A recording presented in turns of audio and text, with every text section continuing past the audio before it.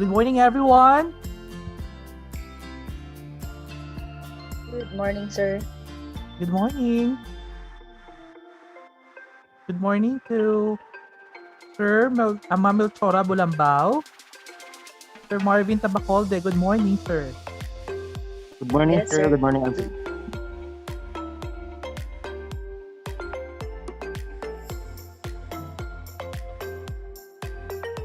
Good morning, Sir Denise Sarso.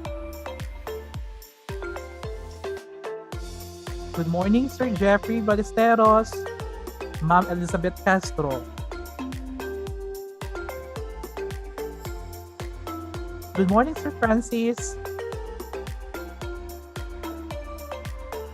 Good morning again, everyone.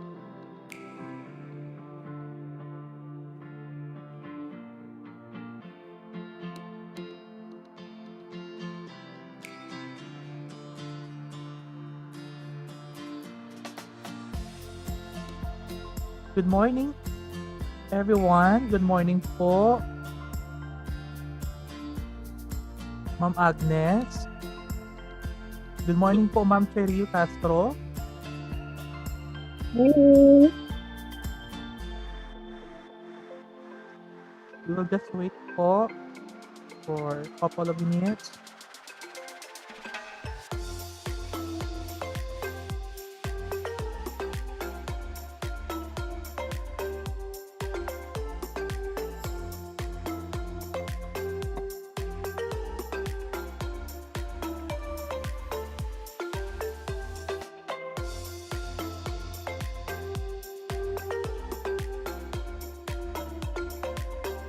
Kamusta po kayong lahat? I hope you're doing fine. Good morning, Sir Manuel Pancho.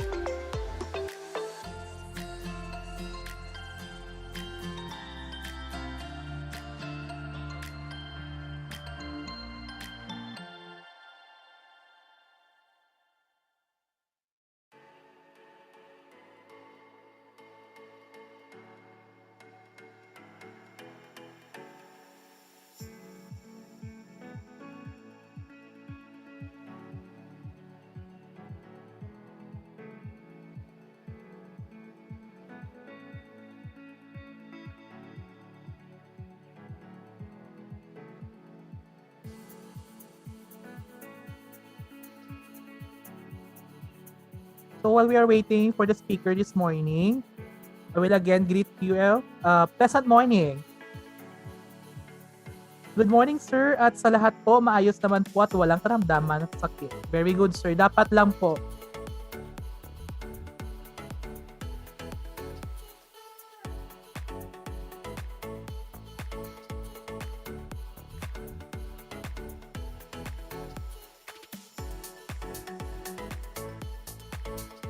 Good morning, Sir Reynald Mamasig.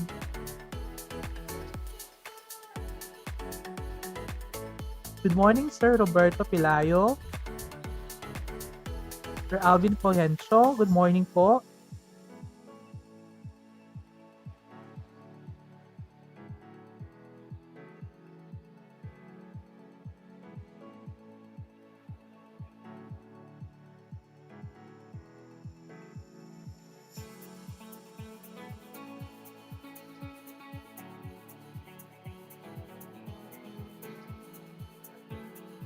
Good morning po sa lahat watching from Southern Baptist College of Malang, North Cotabato, Mindanao.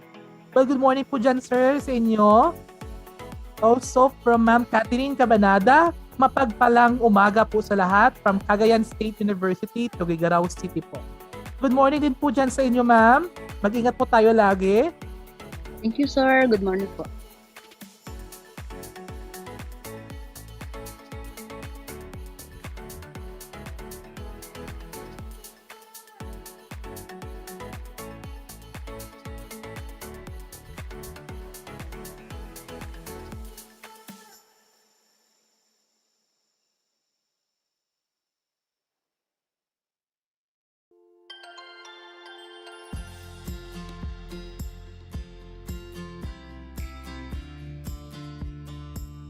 Masantos Yakabuasan ed Sikayon amin from Pangasinan. Good morning po, Sir John, sa Pangasinan po. Good morning po lahat from New Isabela Central Elementary School, Tacorong City, Sultan, Kudarat. Good morning po dyan sa inyo, sir. Mga teachers po natin dyan sa Sultan, Kudarat. Mapagpalang umaga po sa lahat.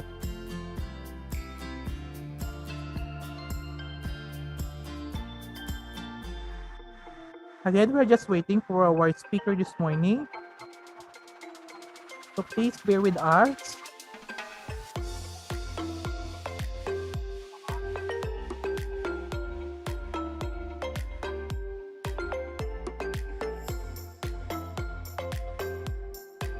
Good morning po, Ma'am Lorlen.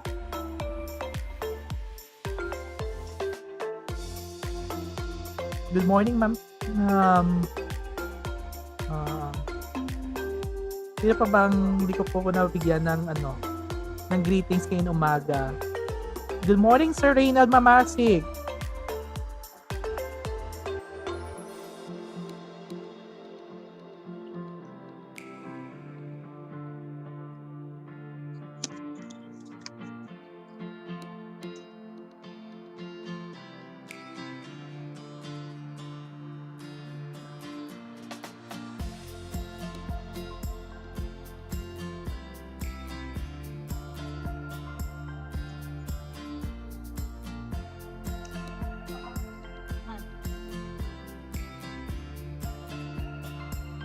Good morning po sa lahat from Banga National High School, Banga, South Cotabato. Good morning din po dyan sa inyo, ma'am, sa South Cotabato. We have also participants coming from medical colleges of Northern Philippines, Peña Blanca, Cagayan. Good morning po.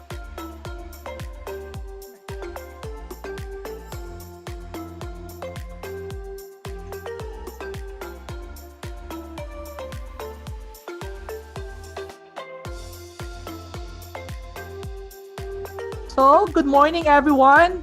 To all participants, welcome to the National WebCon for the 21st Century Researchers and Educators with the theme Digitalization in Research and Education, Leveraging and Emerging Trends in Data Management. So before we start, may I read to you again the proper etiquette that we need to observe during the virtual gatherings. 1, open your camera. Second, I encourage everyone to always mute your mic, followed by use of headphones or earphones. Then you have to find a seat for location that is comfortable and well lighted. And it is also advised to wear business and smart casual attire. Finish the whole webcon and complete the evaluation for you to get your certificate. And last, always direct your concern through personal message on our page or in slido.com, provided code or our email address so we can provide answers to your concern. I am Charles F. Isulan and I am welcoming you again in this virtual event sponsored by the Philippine Institute of 21st Century Educators Incorporated. Expect that in the end of this web conference, majority of us will be knowledgeable and able to understand the topics prepared by the speakers and the organization. So this time, may I ask everyone to be in silence for a prayer. Dear God, we now come to you to glorify and praise you for all the blessings you have bestowed upon us. Thank you for allowing us to meet and share our knowledge in time with one another in this virtual conference. May you extend your divine wisdom to our speakers so that they would be able to impart effectively their God-given knowledge. We also know that in this time of pandemic, everything is in your sovereign control. Calm our hearts, God, and keep it away from the spirit of fear and anxiety.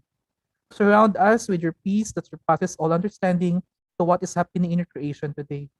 We know that you, God, are bigger than all of the problems combined, and that is why we put our trust in you. Amen. So, for the information of everyone, we are presently viewed on different social media platforms. We are presently live here in Zoom and in YouTube channel at the official channel of POMI. We also have our delayed telecast in Facebook at the official Facebook page of PICE I-21. At this juncture, the National President of PICE I-21, Professor Emijan and Donila Palmani will give her welcome remarks. Hello, good morning. Can you hear me? So, to my co-21st century educators, good morning. I will never get tired of saying thank you to all of you for your all-out support to our organization, the Philippine Institute of 21st Century Educators Incorporated, and to our affiliated organizations. I know that you are all busy since we are now back to work as the first semester of academic year 2021-2022 has already started. Your attendance today is a manifestation that you all love your profession, that you are indeed worthy to be called the 21st century educators of the Philippines. Educators who, amidst the threat of COVID 19, still strive to give their best to elevate and widen their knowledge in order to not only improve themselves as educators, but also to provide quality education our 21st century students truly deserve. The PICE I-21 and its affiliated organizations will never get tired of sponsoring webinars like this, as we all see the dedication you, our beloved members, have in teaching. Organizing webinars like this is not an easy task. It requires passion and compassion from each of the members of the committee. And with this, I would like to commend my colleagues, whom I already consider family, the organizers of our webinars. Sir Ricky Kibinko, Sir Jose Abrian Casella, Sir Cyril de la Fuente, Sir Isidro Villa Jr., Sir Charles Isulan, Sir Jose Jean Monticado, Sir John Michael Sonsa, Sir Chito Tomines, Sir Jerry Hovacon, Sir Adam Donald Julio, Sir Raymond Casio, and Sir Arlene Surita. They are the hard-working men of our webinars. Without them, we will never reach this far. I may be the only woman in the team, but I know I have these reliable men behind me in realizing the objectives of our organization. For this 3-day national work-on for 21st century researchers and educators, we have invited 5 speakers, experts in the topics assigned to them. Each topic supports our theme, digitalization in research and education, leveraging the emerging trends in data management. In behalf of our team, I am Mrs. Emijan and Danila Palmani, your PICE I National President. Welcome you all to this 3-day national work-on, specially designed for you, our beloved 21st century educators. Let us all sit back, relax, and enjoy learning. And always remember to look for the good in everything. Mabuhay! Thank you. Thank you, ma'am. So everyone, take note that you can write your question or insights while our speaker is having his discussion, but expect it to be answered during the question and answer portion. In this moment of time, I would like to introduce to you our speaker this morning. Our guest speaker this morning is presently the designated University Director for Knowledge and Technology Management of Research Development Extension of Cagayan State University, Tuguegarao City since 2018, and concurrently the Campus Research Coordinator of Cagayan State University. At LASAM, he is occupying the faculty rank of Assistant Professor 4. He started charting his career as a private elementary school teacher at San Lorenzo Ruiz Educational Institute, a private school head at LASAM Academy Incorporated, faculty of the School of Education, Arts and Sciences of the University of St. Louis Tuguegarao, to a faculty and administrator of Cagayan State University. He also obtained his PhD in Educational Management at the age of 23 in 2013. Master of Arts in Education, major in Educational Management in 2011, B.Ed Generalist in 2010, and finished academic subjects for BSEd English in 2013. He has published 29 research articles indexed in Scopus, Cleverate Analytics, and ASEAN Citation Index journals. He has an H index of 6 and I-10 index of 3. He has presented researches in various international national and regional research conferences and symposia, and was awarded Best Research Presenter and Best Research Paper awardee. He was also Distinguished Faculty Researcher of Cagayan State University. He presently serves as an editor and reviewer of various SSCI web conference, index, and Scopus Elsevier journals such as International Journal of Learning, Teaching, Educational Research, Sage Open Article Editor and Reviewer, Journal of Technology and Science Education, Studies of Applied Economics, Eurasian Journal of Educational Research, Journal of Social Studies Education Research, and Asia Pacific Journal of Multidisciplinary Research. He also the co-author of 5 books, namely Research Methodology, Quantitative and Qualitative, a practical guide for these researchers from gaps identification to publication. Second book is How to Conduct Action Research in Education. The third book is The Teacher and Community, School Culture and Organizational Leadership. The fourth book was the How to Write and Publish Your Thesis, and the last is How to Write and Publish Your Dissertation. He has engaged in externally and institutionally funded research projects of the Cagayan State University in collaboration with the government's different agencies, such as the Department of Science and Technology and the Department of Agriculture. He is an associate member of the National Research Council of the Philippine NRCP under Division 1, Governmental Educational and International Policies, and was conferred as a Fellow of the Royal Institute of Educators, Singapore. Once again, I am referring to no other than Mr. Gilbert C. Magolo Jr., PhD, LPT, FRIEDR, on the topic Translating Research Result into Action and Practice. Good morning, sir. Magandang umaga po sa ating lahat. Magandang umaga din po, Sir Gilbert. Thank you very much to our MC. Of course, my appreciation goes to Professor Palmani, the president of Vice 121, and of course, to Dr. Ricky Kibinko and the organizers. Allow me to share my slides for this session, being the first speaker, hoping that we can realize what this team of this National WorkCon can contribute really to our system, to our work, to our society. So my topic this morning, before anything else, I would like to greet everyone. Magandang umaga po. Naimbag nga bigat coming from the province of Cagayan. And we have so many participants here coming from the different regions of the country. Magandang umaga po sa inyong lahat. Blessed morning. Stay safe po kayo. My topic is on translating research results into action and practice, which is the focus will be on community-based participatory research design. And I would like to present the scenario, of course, the objectives for the learning outcomes for today. We will have a reorientation on research results utilization through practice, concepts, and action. And the second one will be on community-based participatory research design. So allow me to present this scenario. There is what we call a reality versus expectation. Am I right? So Neil Armstrong said that research is creating new knowledge. And what do we expect from this new knowledge? Of course, Anton Chekhov said, if the knowledge you have generated is no value unless you put it into practice.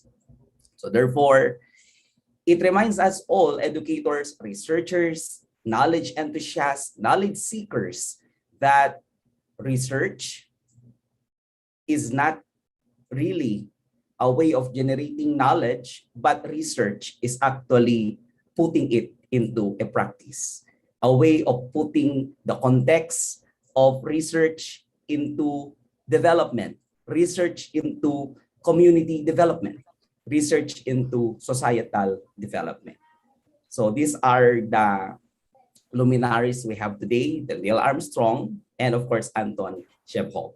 Now, this is actually the situation and the gaps that 70% of the research papers produced, no, they can be the thesis or dissertations generated by undergraduate, graduate students, teachers, and professors are not utilized. And that is really ang masalimuot na katotohanan, no? And scholarly research outputs are buried deeply in reports and not transmitted into real practice. And they are commonly called as file drawer problem. Imagine your efforts, your time, your money poured in coming up with the research, and they were not being utilized, they were not being translated into action and practice, then the thing is, nag-research ka pa. So this is the situation. This is the gap that we would like to address this morning. And I hope I can deliver to you what we are expecting for today. So many relevant research results did not reach really their target audience with this kind of culture, aminin man natin, existing in our academic community. Because the thing there is, sometimes we just do research, we just conduct research without we just propose researches, but we do not think of the end in mind, the end goal of this research. So I hope that through this lecture, somehow I can provide you a concrete way so that we can redirect the purposes of our research, the purposes of our projects, the purposes of our research programs in the academy. I myself is an academician as well as an administrator. So nakikita na natin dito na ito yung mga situations, ito yung mga gaps that are really common, no? And that is why our research results, the research utilization, or sometimes our research commercialization in the country is somewhat in its deplorable situation. Okay, so let's try to begin with these basic concepts that there is what we call the basic research and the applied research. Generally, when we talk of translating research into action and practice, sometimes sinasabi natin, they just fall on the applied research. But of course, for me, no, we are looking at whether it's a basic research or an applied research. Somehow, we can translate the results of these researches into action and practice.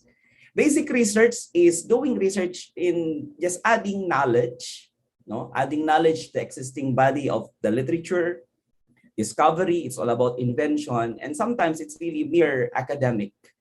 But for applied research, these are the research that are really solving the existing problems in the society, in the community. They can refer to research and development. They can refer to design and development of tools, new materials, new products, new systems, informations, and new technologies. And these are the results of the research that are commonly used to solve problems in our society and in our community. So on my end, no, whether it's a basic research, you did a survey, you did an attitudinal research, you did a sort of survey on the teaching learning styles of the students, it's still, there should be a component wherein the results of these should be translated really into action and practice.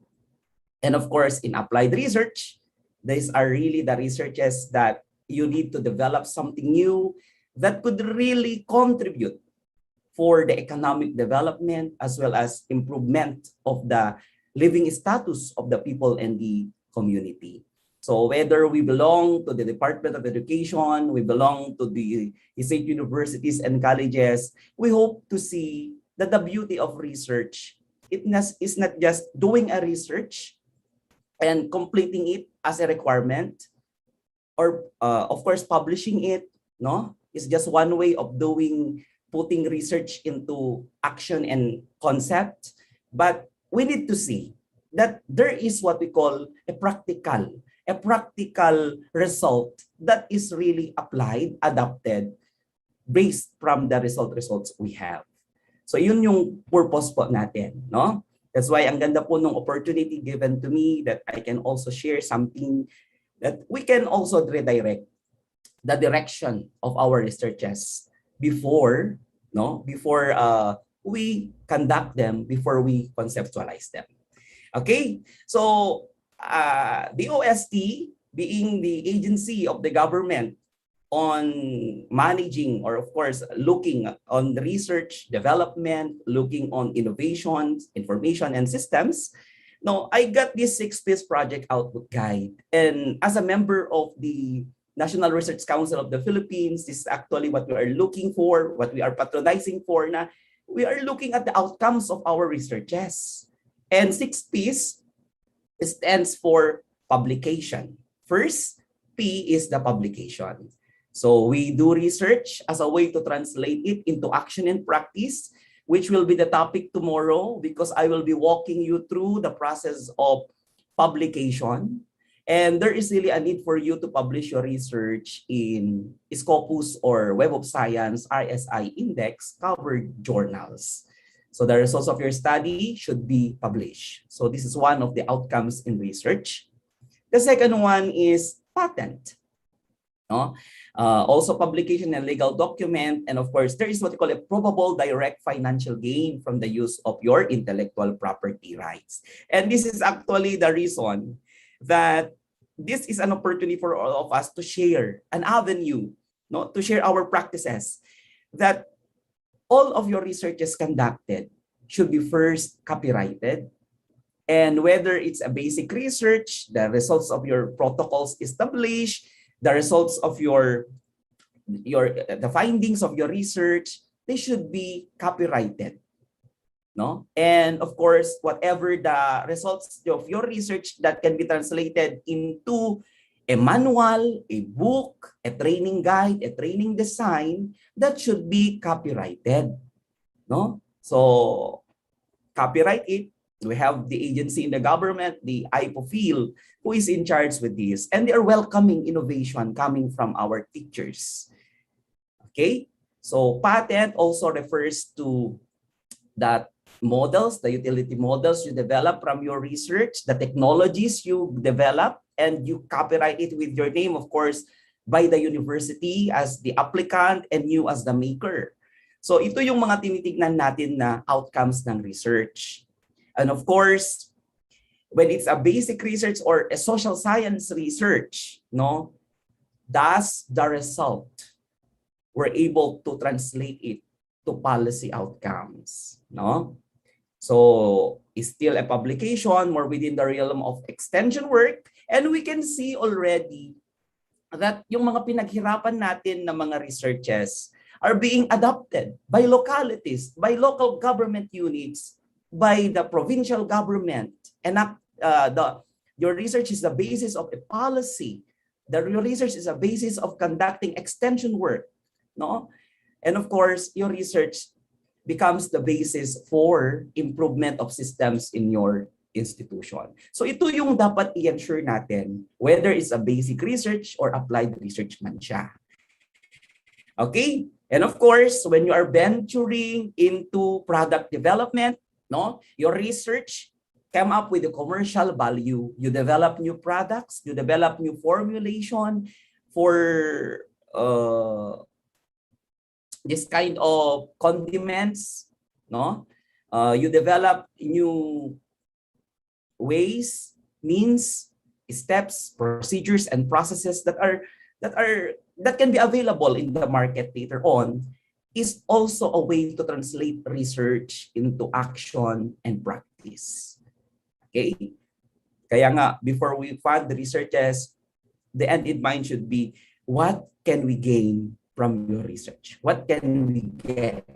These are actually the questions of these funding agencies when you propose researches for external funding. And of course, the people services that out from your research, based from your research, were there really increase in the scientific workforce? How many PhDs, masters, how many were employed from your researches. So providing services to the people, no? And of course, it's places and partnerships, how many agencies you collaborated with, and that's actually the measure to become a professor now, no? The partnership you established, the number of memorandum of agreement, the number of facilities you source out based from your research. Imagine, no?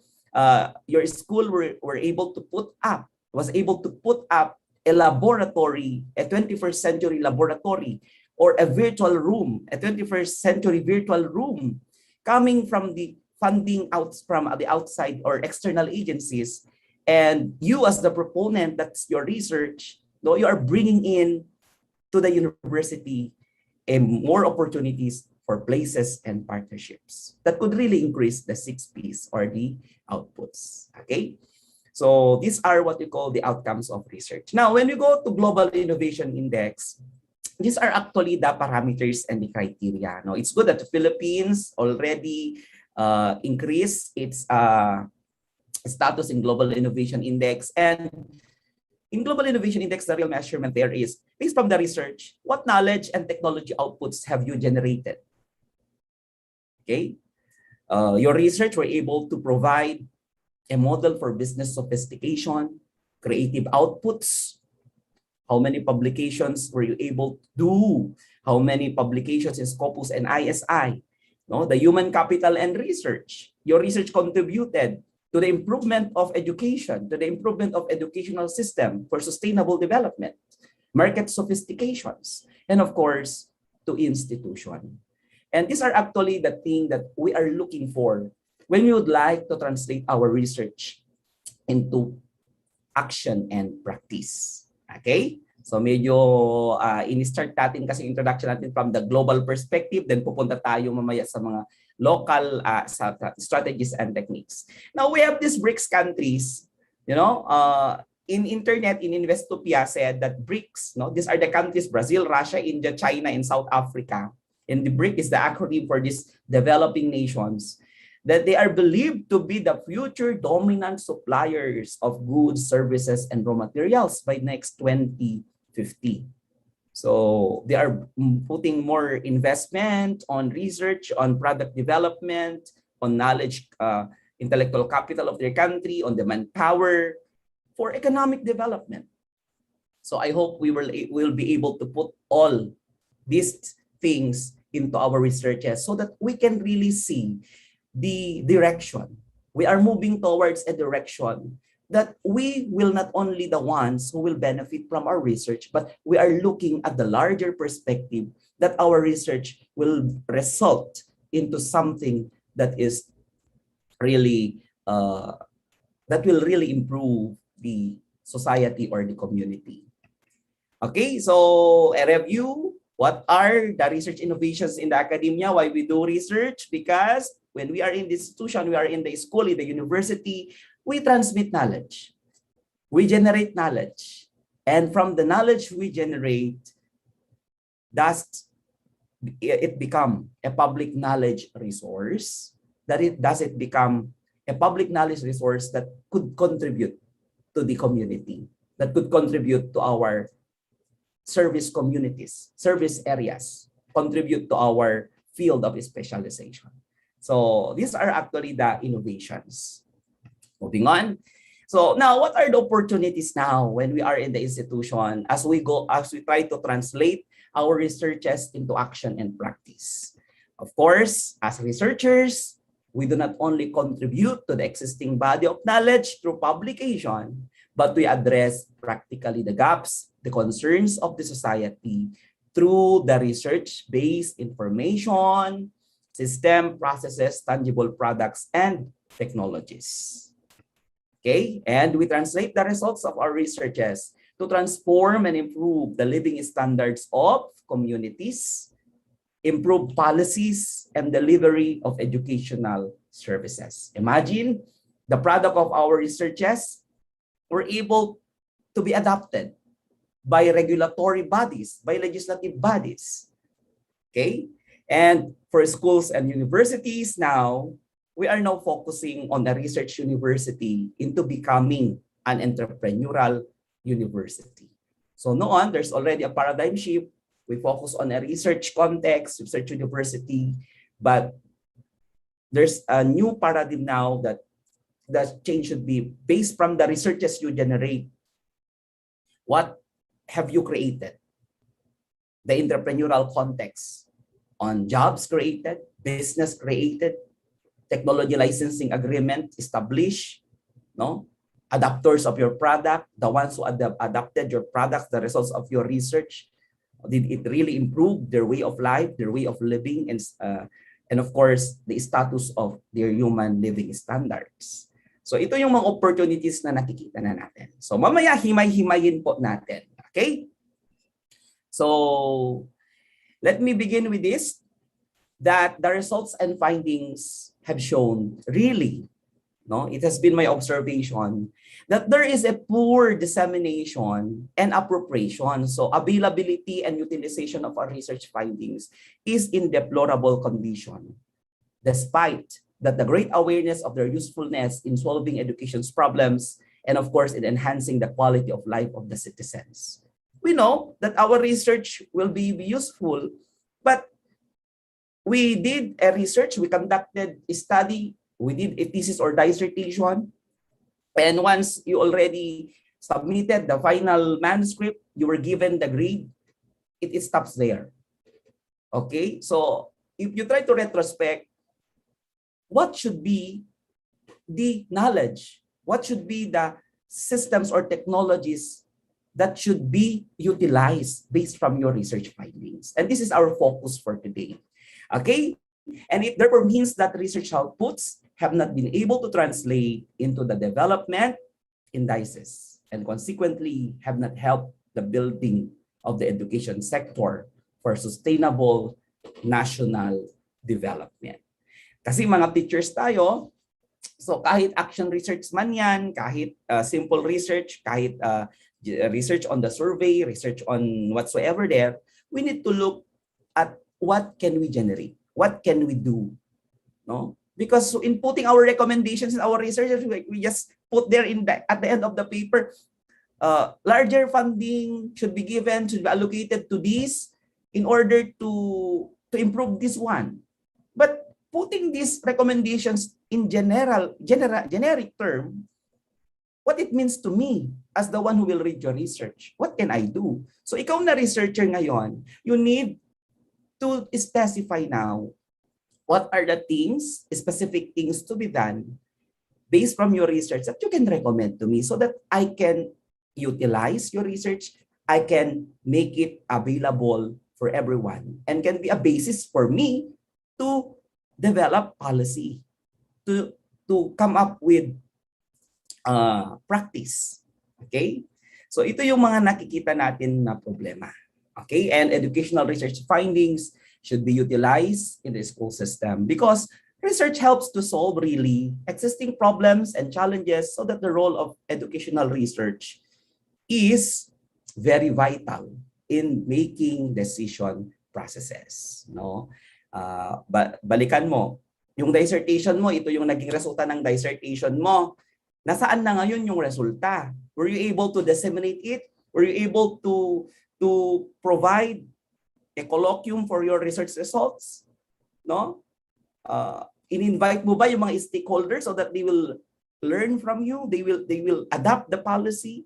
Okay? And although educational research requires effort, time, and sometimes capital, this is already the thing. A school system should allow teachers enough time and resources for research purposes. Okay? Moving on, and what should be done now to translate our research results into action and practice?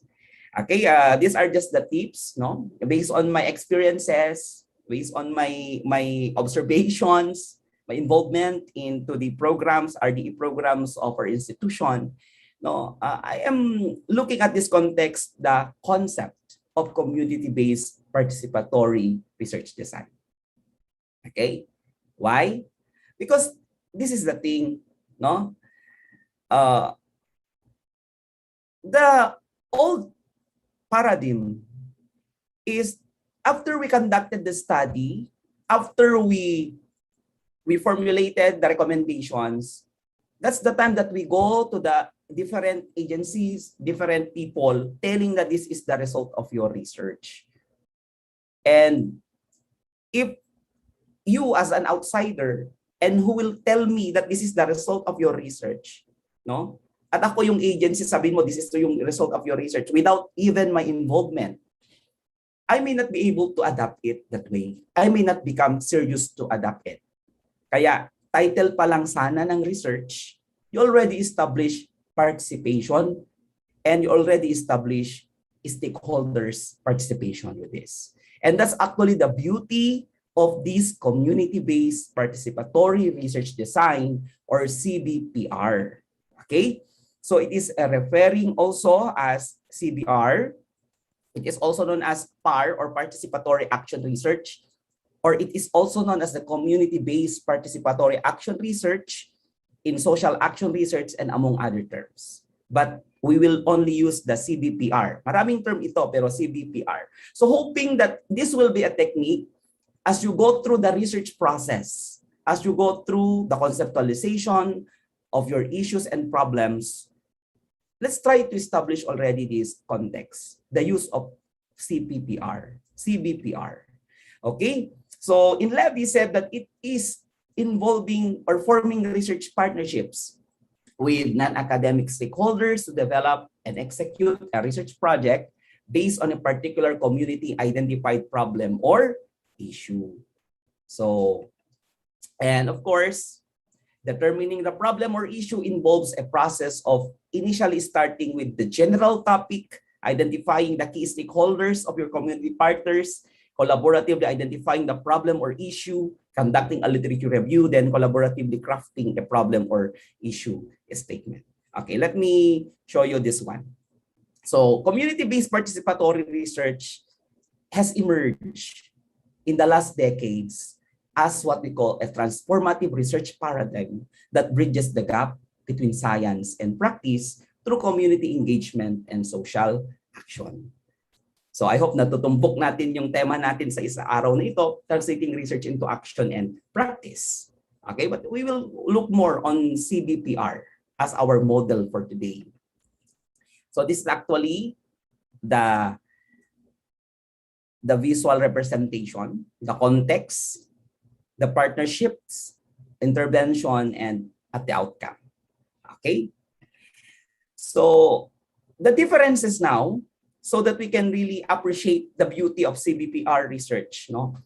In traditional research, like what we did, our community is a passive subject of the study. So we form the research question, then you as a researcher, no, floated the questionnaire without even the involvement of the community. They were not even informed that you are doing this research, and you went to the area and you are doing a survey. So in CBPR, the thing is, title pa lang, conceptualization pa lang ng problema, meron ng participation yung mga tao dyan. No? Meron nang nasabi si teacher, meron nang nasabi si principal, meron nang nasabi si guidance counselor about the problem on bullying in the institution. Okay? And of course, in research design, traditional research is done a priori by the researcher in the academic institution. But for CBPR, it is done with the representatives from the community and the academic institution. Okay?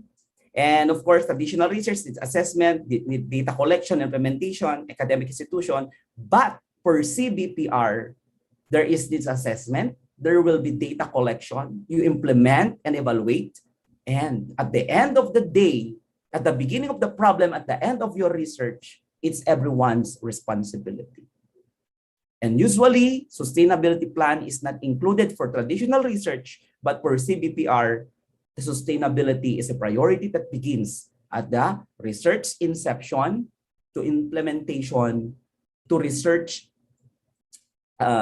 policy outcomes. Then it's already a way, a transformative paradigm that really transform the community based from your research. Okay, so I hope you can appreciate the beauty of CBPR. So these are the principles of CBPR. First, acknowledge the community as a unit of your identity. Meaning to say, you would like to do a study on the problem on water crisis. So it's not you alone to look the problem. As a researcher, you need to look at the community. You need to go to the water district. You need to go to the agencies, the ENR, so that at the inception of the problem, there are already contributions of these people. Okay? Then already established with them partnership. Next, build strengths and resources within the community. That's number 2 principle. Number 3, the CBPR facilitates a collaborative, equitable partnership with all phases of research involving and empowering power sharing that attends social inequalities. And of course, foster co-learning and capacity building among all partners. Okay? From the result of your research, you find out that these are really the need of the community, then implement an intervention. From that intervention, capacitate them, and they will be your partners. And later on, the community will improve. The community will have its own perspective for development. And of course, a balance between knowledge generation, intervention, and the benefit of the people. So ang gusto kong sabihin dito, mag-research ka, hindi na lang ikaw. No? Isipin mo na yung magbe-benefit sa research mo. Sa traditional thesis ninyo, sa traditional research to nilalagay nyo, significance of the research, identify the institution who will benefit from your research. Traditionally, we'll just put the Department of Education, the DOH, the DENR, the DPWH. We just state them the purpose of your research, but in the inception of the research, we do not even involve them. So let us make things practical and serious. The thing here is, when we put this will be a research that will consider be significant, will be significant to these agencies at the inception, at the development of the research problem pa lang, you have already gathered information coming from this institution. Okay? And of course, focuses on the local relevance, whether what kind of issues is that, public health, or lalo na COVID tayo, that attend to multiple determinants of health. So these are the principles of CBPR. I hope that the concept of CBPR sa ating teachers, sa educational system natin, sa context ng teaching and learning, we will be able to come up with our research projects, research studies that will really generate a strong partnership and improve a community. Kaya nga sa mga universities, different colleges, they have their own different research and extension programs. Okay? Kasi ang nagiging problema, there is really a gap between research and community service. Kumbaga, the result of your research, generated from your research, should be brought down to the community. Pero ang naging problema, we just baliktad. No? We just think of something, then train the people without even doing a research. So this is the beauty now of community-based participatory research. Okay, and of course, the beauty here is also lies on the community involvement when we disseminate results. That we no longer go to somewhere else if our researches are done, and you pick people who will absorb the results of your research. But for CBPR, your research already has a built-in people who will absorb, who will utilize the results of your study. So I hope that in the Philippine culture, this is what universities, like the great universities in the country, yung mga ginagawa nila ngayon, ganito, research development and RDE yung concept. CBPR yung concept. It does not mean that it's more on extension, but there is really a project, a program that you are carrying out and pushing it through so that to improve something, to develop something. Okay? So these are the general steps in CBPR. Okay, let's go to this model from topic to problem statement. So the question is, how do we do CBPR now when we are doing a research? Okay, if you are the researcher, think of the general topic you would like to research, you would like to do, no? And somehow this is the problem, no? Particularly to our students, to our teachers. I am really hard up of coming with a topic, a researchable topic for my research. Okay, so think of a topic. After thinking of a topic, identify, map out the stakeholders and community partners. Like what I have said, if you'd like to venture on research on environmental conservation or water conservation, map out the people who are in charge of this topic, of this issue, so that you may be able to familiarize yourself what has been the new policies, what has been the LGUs or the Philippine government, the provincial government, provincial local government units have done to this kind of committee, the committee of your local government unit who is in charge on environment. Okay, map out those stakeholders. And if you are a teacher, think of the problem, and you thought of bullying, no? You must have an initial data with the guidance counselor on the incidence of bullying in your institution. You talk with a psychologist, a licensed psychologist. If you are not a psychologist, you establish partnership with those traffic enforcers, no? Who are in charge on child protection in the Philippine National Police. So go to the PNP, ask them what is the incidence of bullying in our municipality. Okay, talk with them so that you can get a realistic data. Okay, after identifying the stakeholders and community partners, establish memorandum of agreement, mag-inception meeting kayo, o meron na kayong nagawang partnership na isa. Or kung ilan yung agencies na tinap mo sa research mo, yun yung bilang ng partnerships na nangyari base sa research mo. And identify the problem or issue together.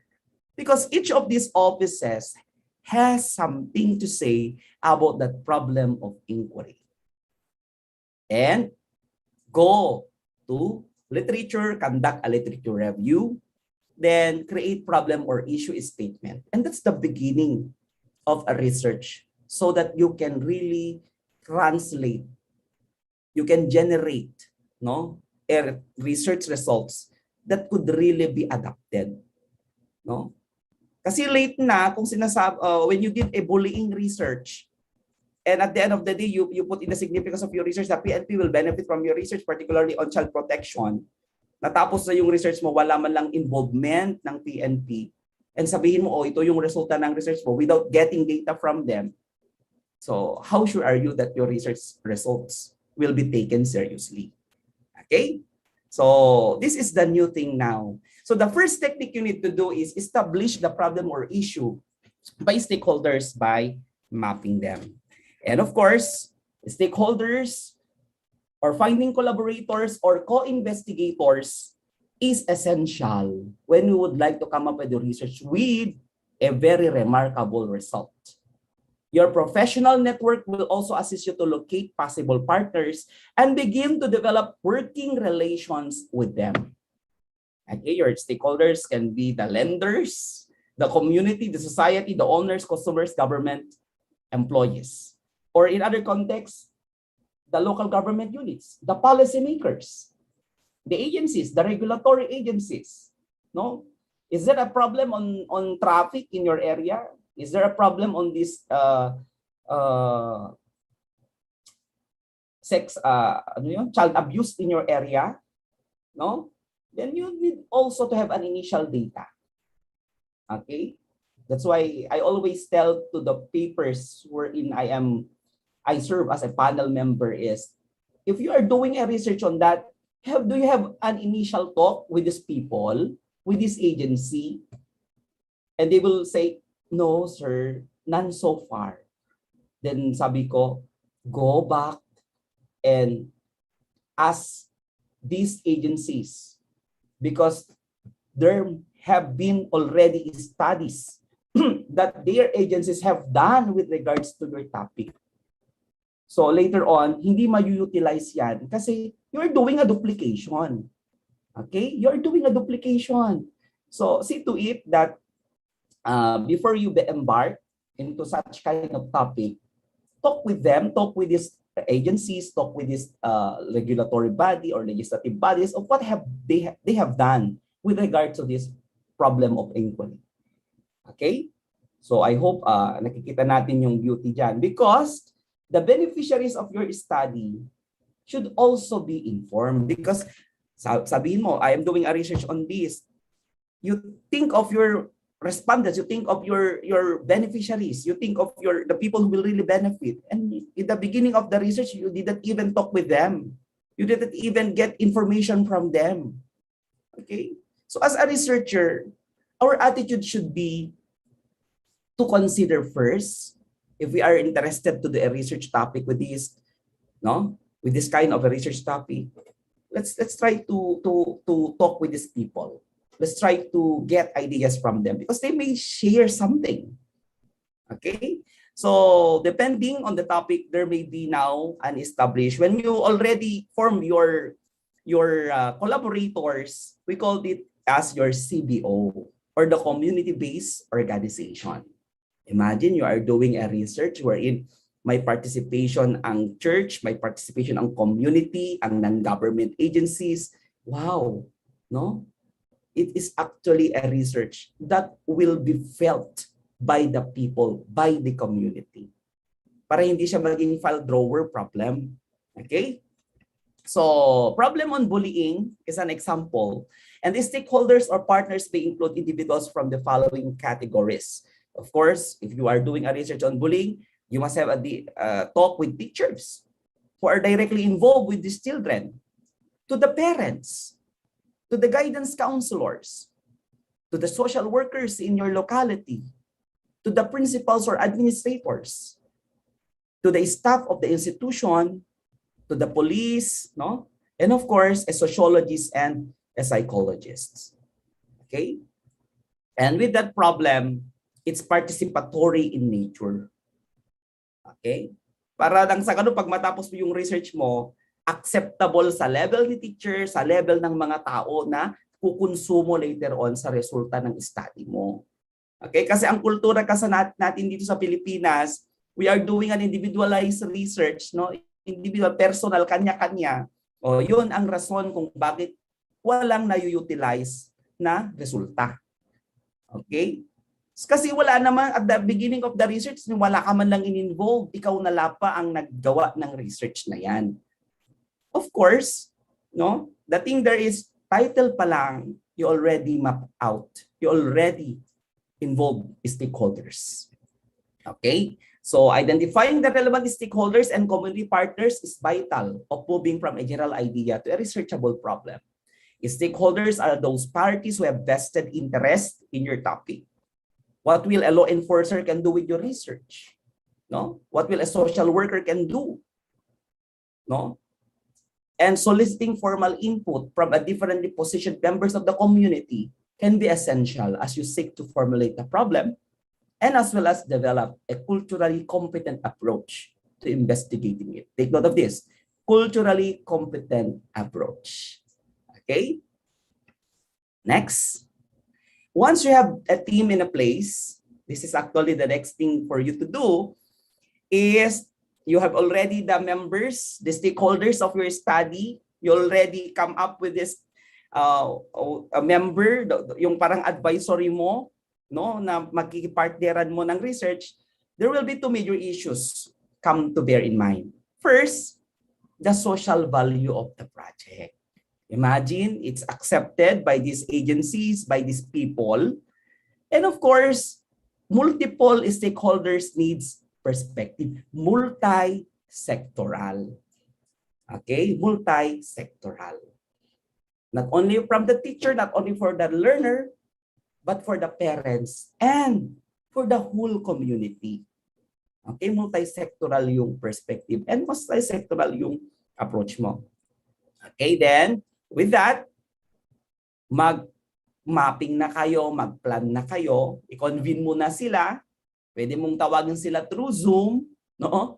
Kasi pandemic, begin with the primary topic and visually show how your different stakeholders relate to it. And the first thing you need to do is encourage these people that I will be doing a research on this, and this will be your role. This will be the expected outcome and output of my research. And this will be the result so that you can do this and do that. Okay, so encouragement, a form of partnership, doing intimacy requirement in research is very good. Okay, including the knowledge, the perspectives, and the skills they bring to the research. Because different agencies have different topics, different data to share. No, like the problem on environmental protection. The PNP has a data on the number of those people who are doing illegal logging. Even the Department of Environment and Natural Resources has data. Okay, on what area in your place is where this illegal logging is proliferating.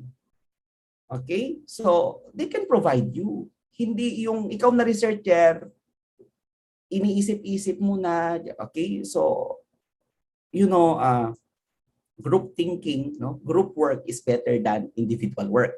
Kaya, I am not biased here, pero it's just appreciating the beauty of participatory research. Okay, and create partnership now through a memorandum of agreement and memorandum of understanding. Then invite now the head of your institution. No, you come up with a online ceremonial memorandum of agreement signing. Involve these people, these communities, and you already establish partnership. And most of this is that who knows that even this agency that you would like to involve will be funding your research proposal or will be funding your research activities or endeavors. Okay?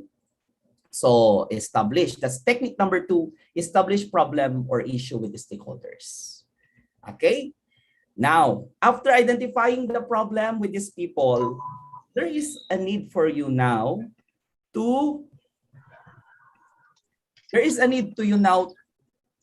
do a literature review. Okay? Kasi kung wala ng literature review yung research mo, hindi rin lang yan mapapublish later on. So for technique number 3 is, after establishing the topic, you already map meron ka ng grupo, no? Na-identify nyo na kung ano yung problema, nagbigay na yung agencies ng mga problema tungkol sa gusto mong explore na topic. Kayo naman na is do a literature review. Whether it's start with the global, continental, no, to the national, to the regional, and the existing local problem. Literature review in this design is problem-centered and interdisciplinary or transdisciplinary. So often drawing on literature from numerous disciplines and research traditions in order to provide a holistic review of the current and even the landmark research related to the central problem. So for example, water crisis not being only experienced by the country, but it has been experienced by other countries. So kumbaga, global yan. No problems on mining, di ba? Global problem, but the relevance is also in the local context. That's why we term it as local. Okay? This process may involve extensive negotiations also between different positioned research partners. So, your agency, what can you give to me as a data, as a basis for literature review? From you in this agency, what can you provide? Okay, in addition to the different disciplinary or other areas of expertise, as well as culturally sensitive definition, should be solved. Okay? So, kaya nga, if you are doing a research, no, title pa lang, nakonsulta mo na. Okay? Then search the literature now. Go to Google Scholar, Semantic Scholar, Scopus Web of Science on the following. What are the theories with mining? Theories on water crisis. No? What are the laws in the government? What are the governing principles with regards to the problem? Medyo nai-interrupt tayo doon sa sound. I request everyone to please mute your Zoom. Okay? Number 2, international and local literature about the problem and solution. And 3, international and local studies conducted about the problem and its solution. Or pwedeng number 4, the existing policies in the locality with regards to the problem. Okay? So saan kayo kukuha ng literature? Go to Google Scholar. Okay? Type the keyword, then get information from there. Okay? And if you are venturing to applied research and you would like to come up with a product, see to it that your research should have a prior art search. What does it mean of a prior art search?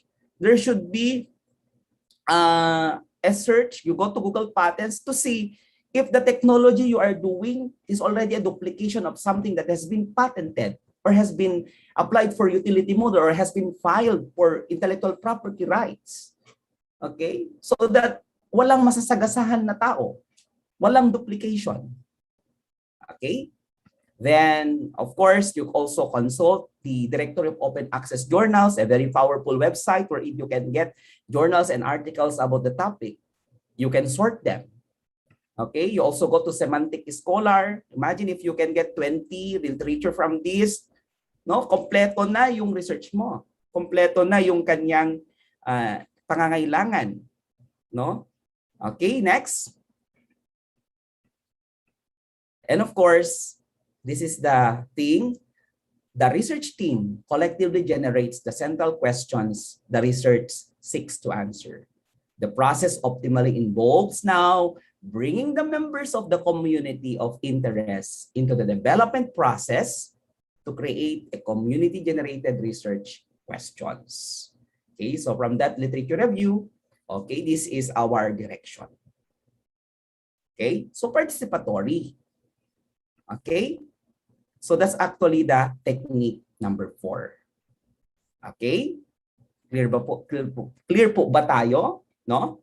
So, kung ganun yung proseso ng research natin, ang resulta ng research natin will be highly acceptable, socially viable. Okay? And ikaw na researcher, the name, the knowledge you did, the knowledge you created will be regarded to you. Okay? Imagine this professor, this teacher has developed this community through a good research participation, a good research collaboration. Okay? And of course, the technique number 5 is develop a research plan and its implementation together. So think of the philosophy of the research, whether will it be a transformative paradigm? No, will it be transformative? We would like to transform this group of people, the setting and the participants. Of course, think of the ethics now. What will be your ethics protocol?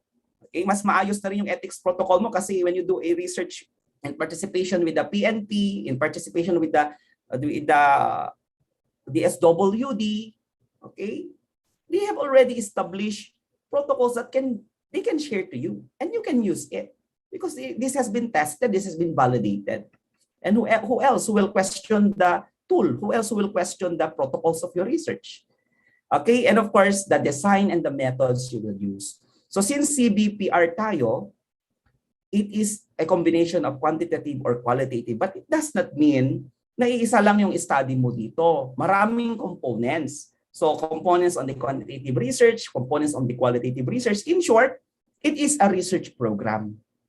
Okay, you are carrying out a research program, no? Sa isang problema, ang dami-dami mo nang magawa doon. Okay?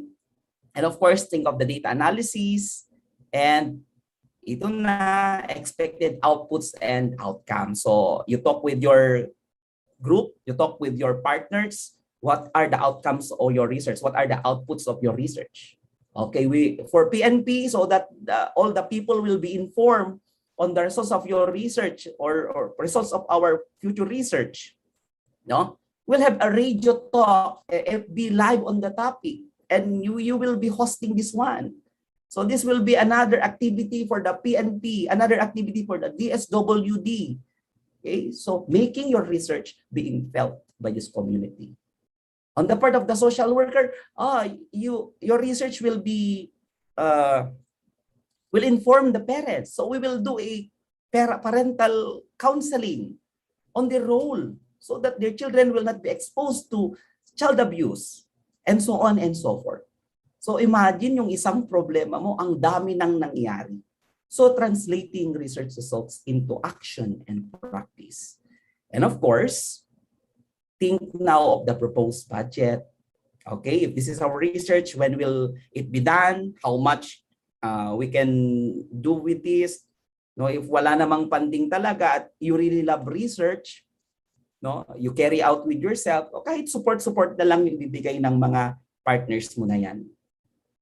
Okay, kasi if you will be partnering with agencies naman, wala namang bayad eh. In short, sila pang magbayad sa'yo. Okay? Next, and of course, plan for data gathering, analysis, and interpretation. Okay, and that once you already implemented the research, initial talk, of course, regular meetings, pa-zoom na lang din kayo with your partners, no? Okay, and community-based participatory research design. For the technique number 6 now is thinking of the representation and dissemination of your research. Okay, so in order to benefit the relevant stakeholders, the audience for your project, their accessibility is relevant. In short, 2 aspects of research findings must be acceptable, must be accessible to the people. The content of your research and the mode of distribution. So if this is the results of your research, what had happened? What had transpired? First, the findings need to be understandable. Okay? So wala namang problema kung may partner ka naman na English teacher, may partner ka naman dyan na magazine writer, no? O ito yung resulta ng research ko, kindly help me translate this one into vernacular so that we can distribute leaflets for information dissemination. Okay. Second, the findings need to be distributed through channels to which identified audiences have access. Okay. If the parents have cell phone, then you can do a dissemination of your research through Facebook, through live lecture. Okay. Next, and materials developed or generated from your research before they will be used for dissemination and utilization, you as a researcher needs to copyright it first so that you can have protection. You can have protection of the name of your university, that this research is carried out through the help, through the substantial support of my university or my institution. Okay? So I have this one adapted from research utilization framework so that we can bridge really results to action and practice. Factors that can affect the research utilization are the research process.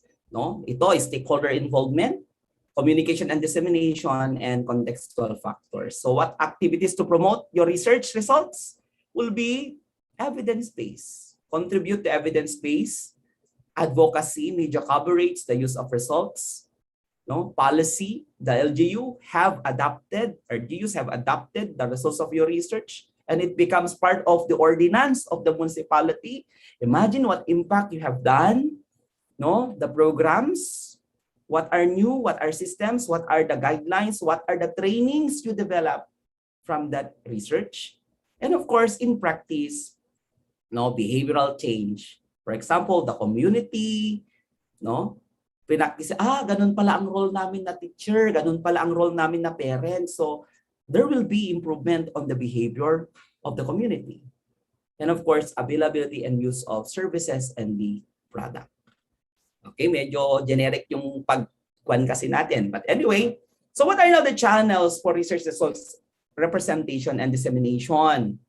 Okay, you may have a local organization, business, schools, religious centers, or art galleries. Provide them copy of your research. Pero the thing kasi here is, do not provide the actual book or thesis because it does not mean for them.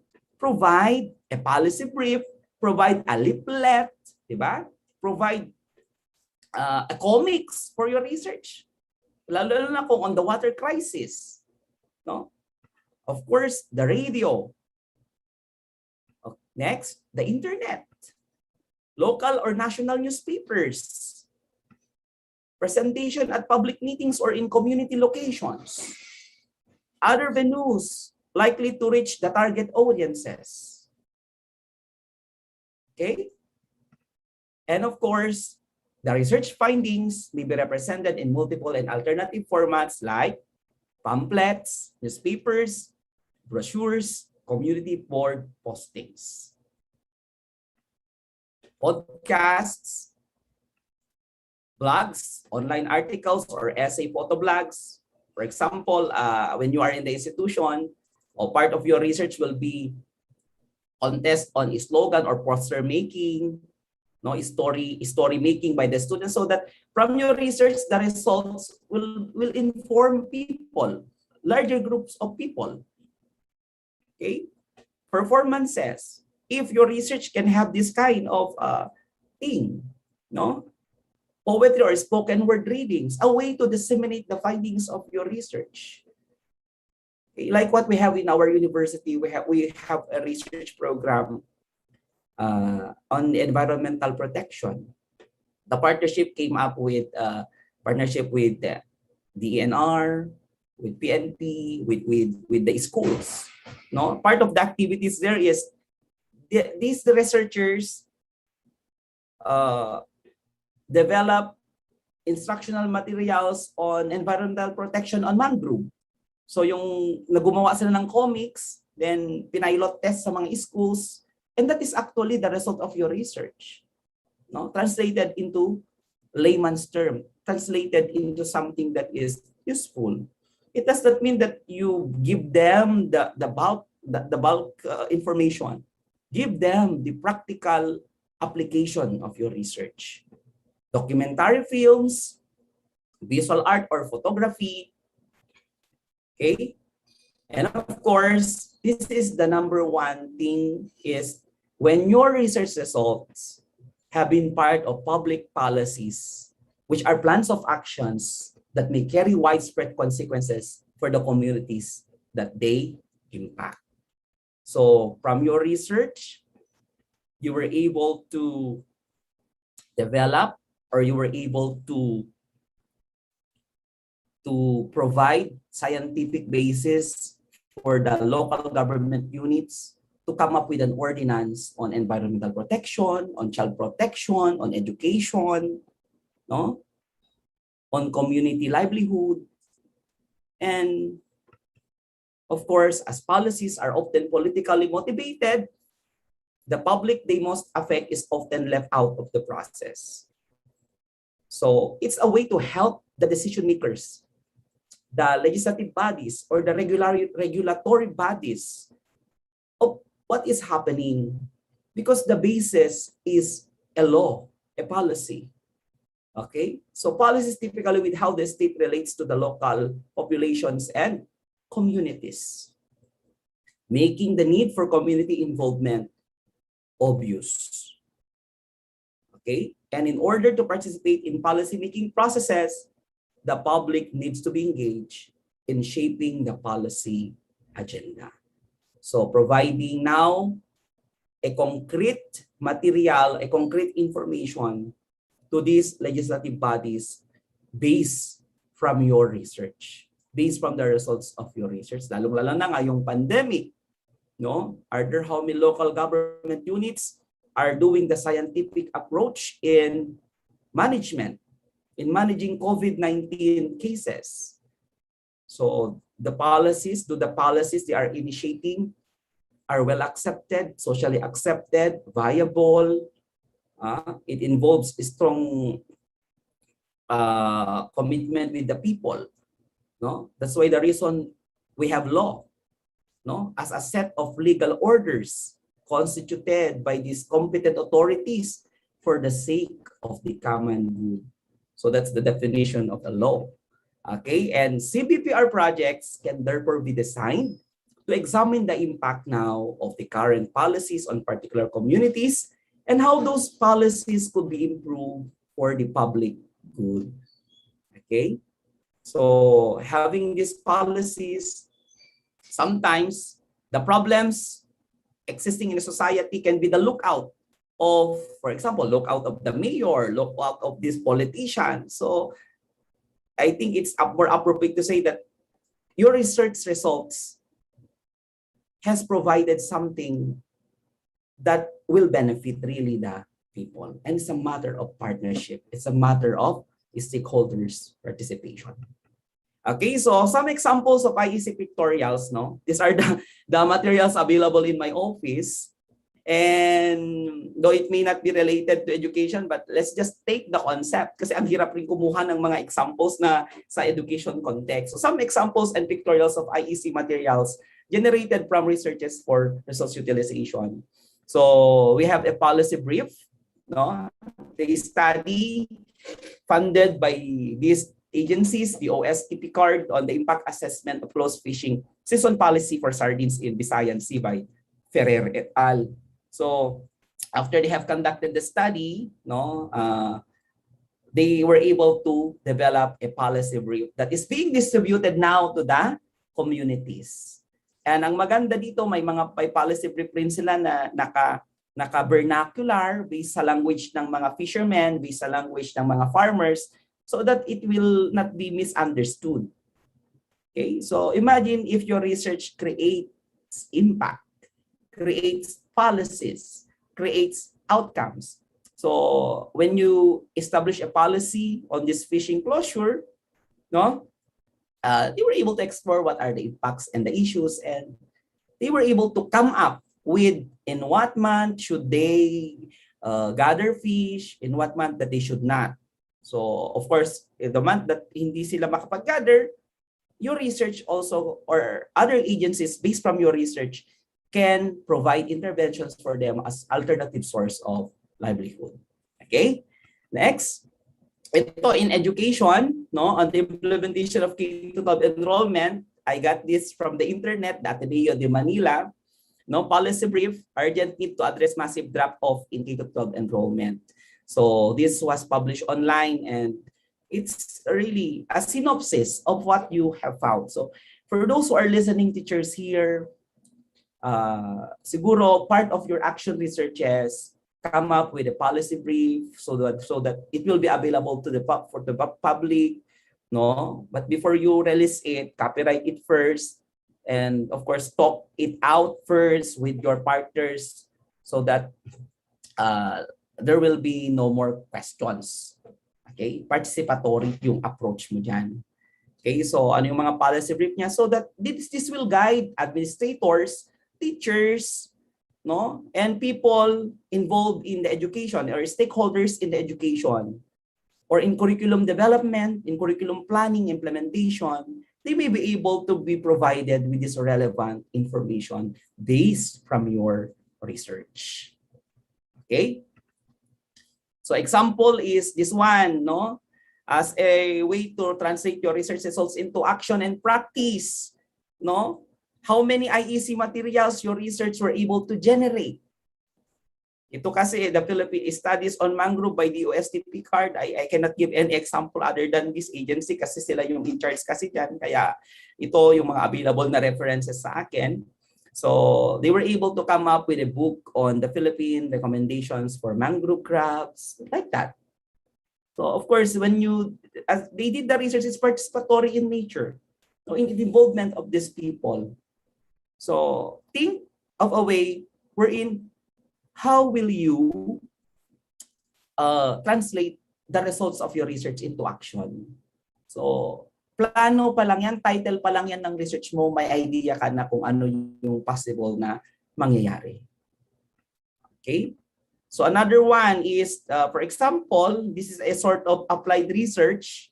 Again, the OSTP card IEC material is EPP, no? Yung gumawa siya ng technology on the process of potting these vegetables. So urban gardening is a research actually, and what happened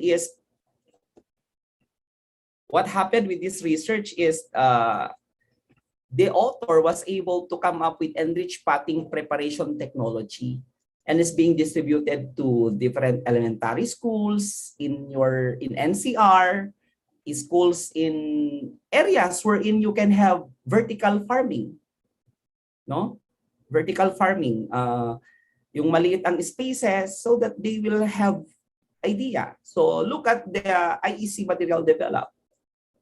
Okay, so the processes and the technologies, but before you need to come up with this kind of technologies or processes, kailangan mo na yan ng research.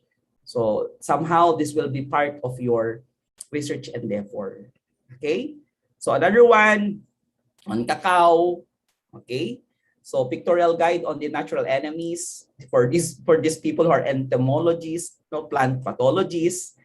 No, they develop this kind of book so that cacao farmers in the Philippines may be able to know what are the natural enemies on cacao production. Okay, so it's just a very beautiful thing to realize that ano kaya kung lahat ng mga researches natin, whether applied or basic researches, ay may mga ganitong outputs na na-generate. And of course, the utilization is very high. No, the adoption is very high through participatory research. And of course, another one is initiatives to improve the food and non-food resources in the country. Is actually the compilation of research technologies distributed by this DOSTP card to the communities, to institutions, no? And other instrumentalities of the government. Okay, next. Actually, this is my last slide. I am showing to you this butterfly, reminding you that the life cycle of the monarch butterfly is likened to the life cycle of being a researcher. And the beginning of a research is actually you who will like to start it when you do a research proposal, no?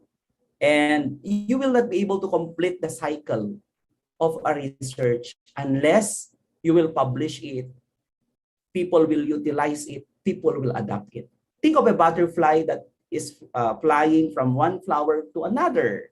So parang research yan na it spreads something. It spreads new varieties, it spreads new knowledge so that the community at large will be benefited from your research.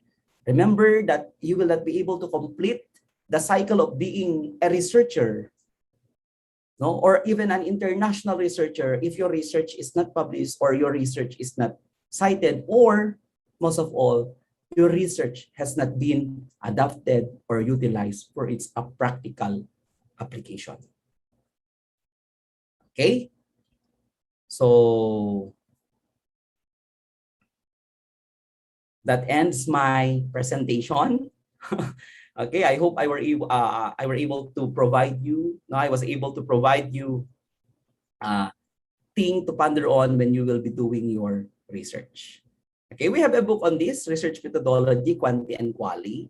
No, practical guide for researchers from gaps identification to publication. And should there be additional, should there be a way for you to contact me personally, you can email me and you can contact me with my number. Okay, so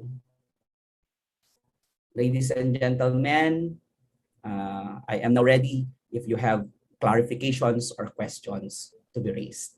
Thank you, Translating Sir research Gilbert. practice. Thank you. Yeah, okay. To our participants, if you have questions, we're now open, or we're now accepting questions. So we have here, what do you call this one? From Jeffrey Ballesteros, in as much as we wanted to get involved in a community-based research, I think the number one factor to be considered is funding. the community itself don't recognize the value of research, even LGU. Okay. This is actually the other concerns of doing this kind of research. No, if the local government unit is not really scientific in its management approach, and my suggestion here is siguro kung researcher tayo is let's do the initiative of telling, no? Sabihin nyo, madaling sabihin, pero mahirap gawin, pero just an idea, let us try to do steps or actions so that these legislative bodies can appreciate the value of your research. Okay, because lalo na sa LGU, they even have this basic education fund where they can provide also. No? Lalo na malapit ng election, siguro, baka tignan ninyo yung botohan natin. Okay, those who has appeal in scientific approach, scientific management, so that this is the thing really. Okay, I appreciate the concern, Sir Jeffrey Ballesteros. That's actually a problem. So in as much as we would like to do this, but if the LGU does not really recognize this one, remember, the LGU may not the only institution whom you can partner with. If you cannot go with legislative bodies, go to regulatory bodies. Perhaps they can even provide you more opportunities, funding opportunities for this. Yes, Okay. I agree with that, Sir Gilbert. Thank you. What else?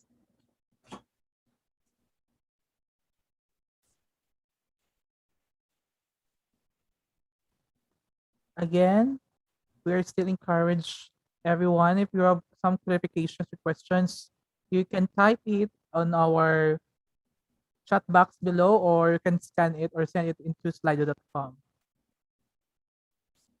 Okay, we have Sir Marvin Daguplos here, sir. Sir MC. Yes, sir. We have a question from Marvin. Is there any alternative approach of CVPR in this pandemic period? Okay, there are many ways to kill a cat or a chicken. Okay, so if it's pandemic, then probably we can do online way of establishing community-based partnership. But if you are already in your locality and you have already your research agenda to carry out, you have your commodities of your university that you would like to be absorbed or to be used by the community, then proper coordination naman with agencies, no? With the proper observation of the protocol set by the IATF, then perhaps you can go to the field, you can go to this community and tell them about this one. Tell them that you would like to do something. But for research inception first, see to it that before conceptualizing to the actual problem, you already establish participation, mapping out this stakeholders' participation on this problem with these people.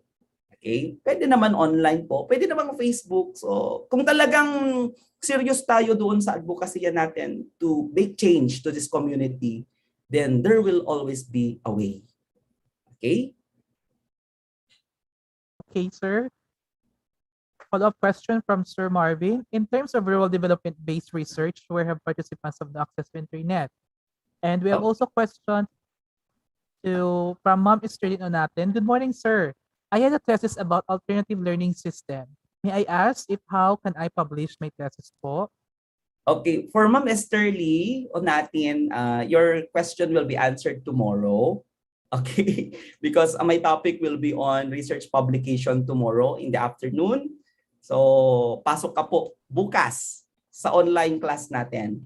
So, we have a concern here from Sir Jeffrey. Jeffrey, yes, sir. Question from Sir Jeffrey Ballesteros. Based on your experience, sir, in conducting CBPR, what are the things that you think it is essential in conducting such research that was not cascaded in your presentation?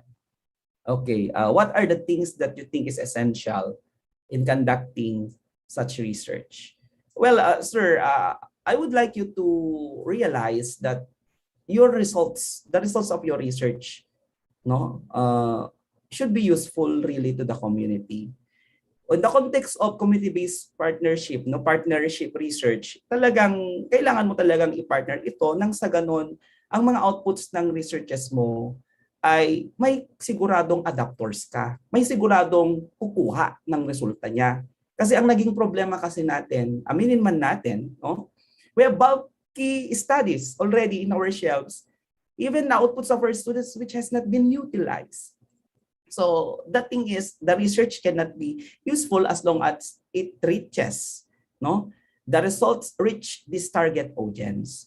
So very essential talaga that if you wish really na talagang gusto mo ang resulta ng research mo ay talagang may impact, may outcome, talagang adapted ng community. I am not mandating you to do CBPR, but I'm encouraging you siguro to venture on this, provided with if you are given really the opportunity to do this. Okay, I'm just presenting this insight. But anyway, since I already talked about this one, hope you appreciate how research can be utilized, can become useful when it is coming from the design of CBPR. Okay. Thank you, sir. Another question from Ma'am Lorilyn. Aside from being in the context of pandemic, what are the other challenges in conducting CBPR, sir? Okay. So really, ma'am, aside from this pandemic, sir, you have told a while back that when there is resistance from the group and you are really hard up to convince them to participate in your research, that's one of the big challenges. So kahit kinausap mo na yung sabi, totoo po naman, totoo yun. Kahit kinausap mo na yung mga talagang stakeholders na yan, kung talagang hindi naman nila ma-appreciate talaga, hindi nila makita yung value, challenge po yun sa atin. Challenge po yun sa atin na researcher. So Sir Marvin Duplo said, in terms of rural development-based research where participants have no access to internet, is there an alternative approach of CBPR in this pandemic period? Well, in my experience po, kasi we have a research stream coming from funding agencies, sabi nila, huwag nyo sanang irason yung COVID na yan na para hindi nyo ma-execute tong project ninyo. Mga ganun yung sabi nila. So as long as it's a CBPR, kailangan mo talagang pumunta sa community, pero kailangan mo talagang magpaalam. Okay? Kailangan mo talagang tignan kung ano yung nangyayari doon, provided na yung research topic mo is makakatulong sa kanila. Okay? Okay, thank you, sir. Another questions or are there some more questions? Again, you may use slide.com or message us here in chat box. Siguro sa context ng kasi karamihan sa mga participants natin ay meron ding mga teachers ng DepEd. Okay, o siguro we can come up with an idea on how to establish this approach in our school, use this approach in our school so that we can have a sustainability of our plans and policies in the institution. Okay? Okay. So it's just a matter of doing a research in collaborative way. Collaborative way yung pag-approach mo sa problema, nang sa ganun yung problema, yung resulta ng research mo na gagawin mo is participatory rin, natatanggapin ng mga tao.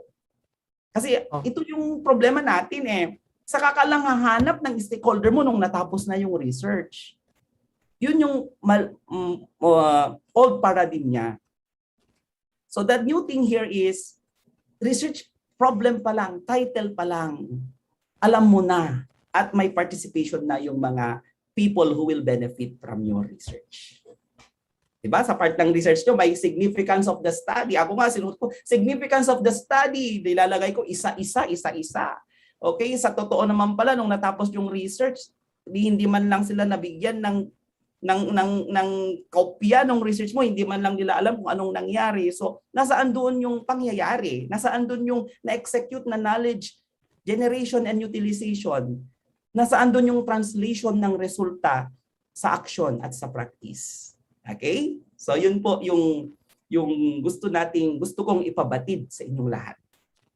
Okay, marami rin po yung mga research extensionists dito sa sa Kwan, lalo yung mga galing po sa mga magagandang universities like si LSU, no? May nakita po kasi akong participants kanina. So I hope we share the same appreciation po with this Okay. kind of Sir, we approach. have still one more question from Ma'am Moraya Kaklini. Good morning, sir. Our university encouraged us to conduct collaborative research that must have an output like technology transfer before funding. How can I apply CBPR po? Okay, ma'am. The context of CBPR is establish first kasi, may dalawang modalities po kasi tayo, kasulad din sa amin. Kasi may mga studies na nanagawa na kailangan mo rin talagang ipa-technology license agreement, ipa-commercialize. So go with that way po. Kung natapos na yung research, as long as na-copyright siya, nakalagay ang pangalan ng university ninyo, no? Nang doon ang pangalan mo as the maker, then there's no wrong when encouraging these stakeholders to join, to adapt your research for technology commercialization. Okay? Kasi lalong-lalo naman po, no? Ang resulta talaga ng mga applied researchers natin like product development, no? Ay talagang dapat pupunta yan sa komunidad, pupunta yan sa mga tao, pupunta yan sa mga people who are interested with so that they can come up with a business, establish business from the product of your research, and generally will improve the community. So yung tanong mo po kung paano i-apply ang CBPR doon, if there's a way na kung tapos na, hindi mo na, it's just a matter now of identifying kung sino yung mga adapters mo. Pero in CBPR kasi ideally po, problema pa lang yan, may partnership ka na agad. Okay, ito yung magiging later on eh. Kaya nga sabi namin, katulad sa amin, no, bago kami naggawa ng mga tools or machineries and equipment on cacao processing, is nagkaroon muna kami ng group organization of these cacao farmers in our community. Kasi paano ka makakagawa ng tools na hindi mo naman alam yung naging problema nila. Okay? Kaya gagawa po kami ng cacao dryer for this community. Kasi ang naging problema noon, laging umuulan, laging binabagyo, laging nasisira yung mga beans nila, walang kita si farmer, walang kita yung mga tao. So ito yung naging problema. Oh, why not come up with this kind of a tool? Let's try to develop this kind of technology, this material. Nang sa ganon, no? Magamit ng mga farmer kahit hindi iinit, kahit umuulan, no? May cacao dryer sila. So yun yung naging success story rin nung cacao processing R&D namin. Okay? So ito po sa context ng university. Sir, meron pa tayong question here Yes, from sir. slido.com. In any organization, the results of any research should lead to policy formulation. Is the development of a policy brief is a mechanism for policy formulation?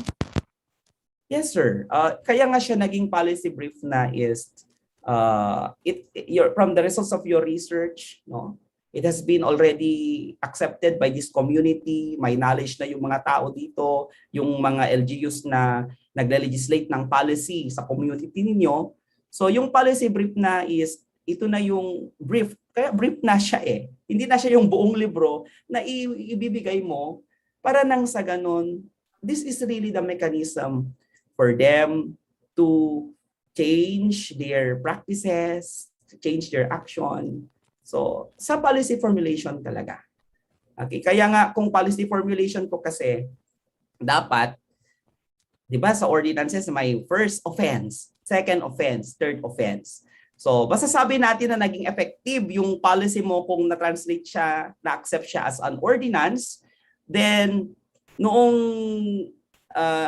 nagawa ng LGU ninyo, for example, in-implement naman ng Philippine National Police ninyo, may mga nahuli na sila na lumabag sa batas, it's already saying that there's an outcome of your research. Kasi ang policy naman kapag hindi nasunod, hindi naman totoong policy yan eh. Saka lang naman talaga maging talagang policy nung kung ma-implement. So, yun yung context po. Okay. Sir, another question from Sir Marvin ulit.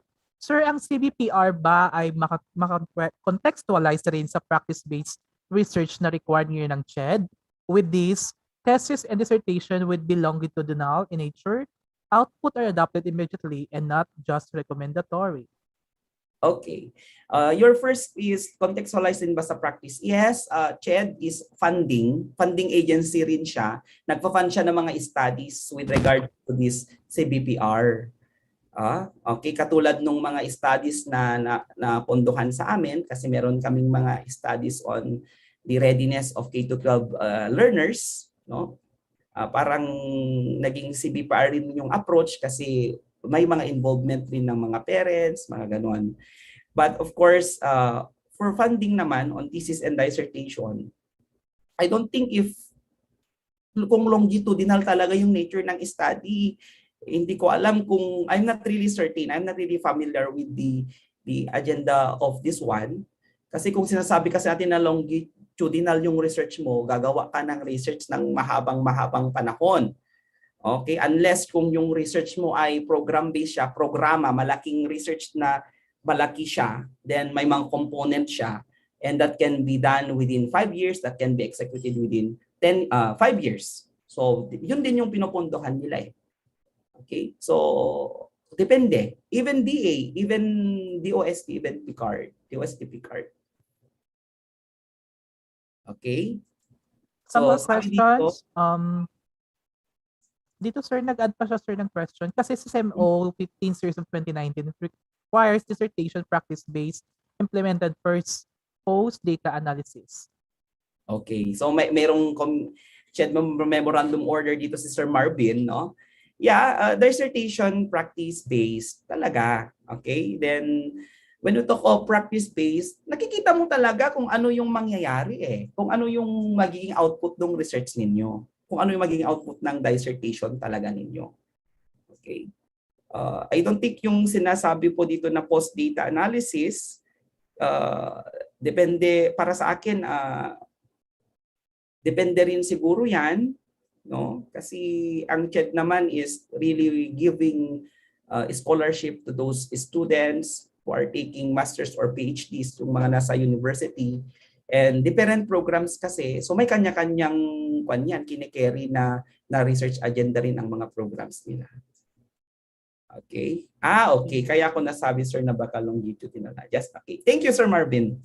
Okay. Siguro we can have an initial talk with this one personally. Okay. But I will also learn from you. Okay. Okay.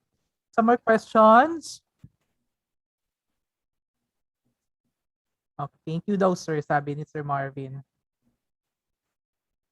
So it seems that we're all enlightened by the topic presented by Sir Gilbert Magolod.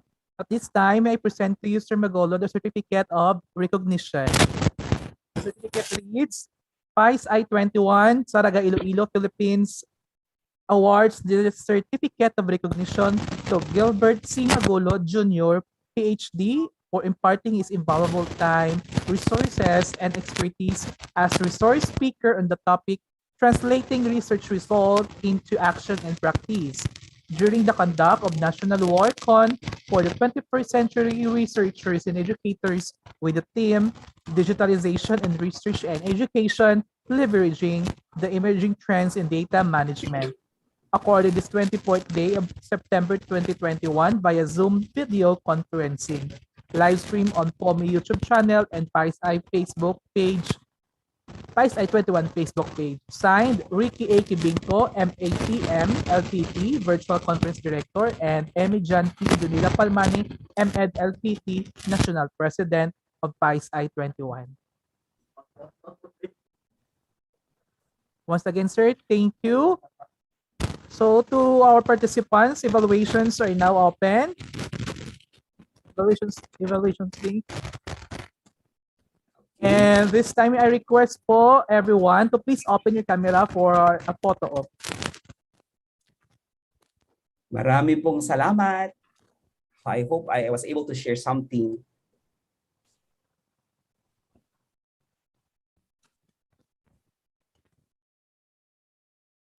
Okay, I would like to recognize i-recognize ko lang si Ma'am Alfie Solina of Cavite State University. Hello, ma'am.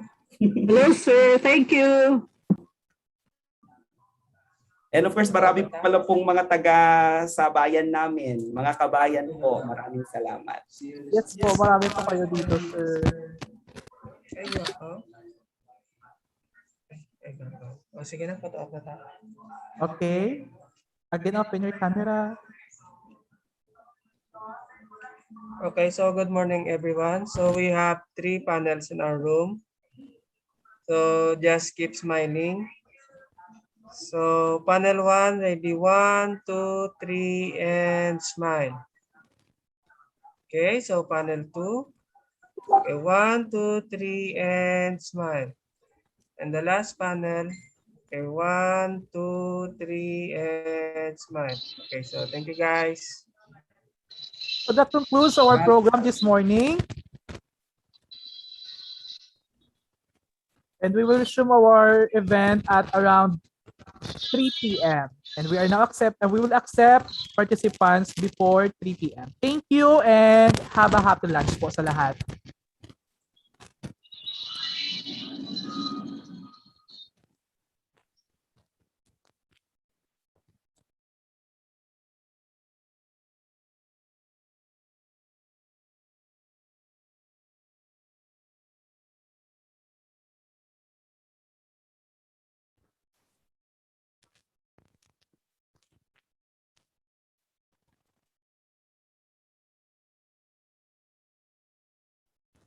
Please be guided po sa ating evaluations link po. Nandyan po sa ating chat box.